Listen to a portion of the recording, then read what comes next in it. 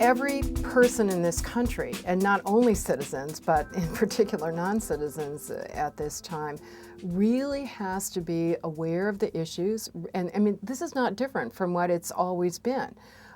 Really has to be aware of the issues, has to lobby members of Congress or members of their state legislature or city council, whatever the arena of government is. And one thing that has been amazing to me as I've been actively engaged is how much of an impact a small group of people can have. I guess it's the silver lining to the cloud of most people in our country, or too many people in our country, not even voting, let alone doing something more active. And it was astounding to me. You know, I think a lot of people think that you have to have a lot of money or some special access, and yet so many elected officials really listen to what their constituents say.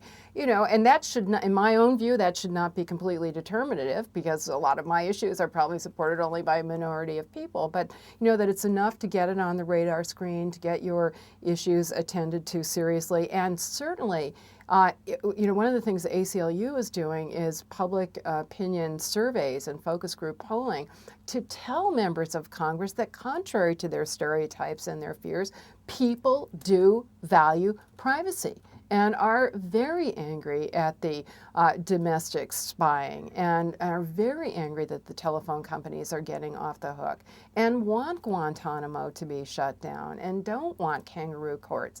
And it's very interesting because, right after 9/11, and for a couple years after 9/11, people kept saying that they were happy to give up their freedoms in order to preserve national security. That is not the case anymore.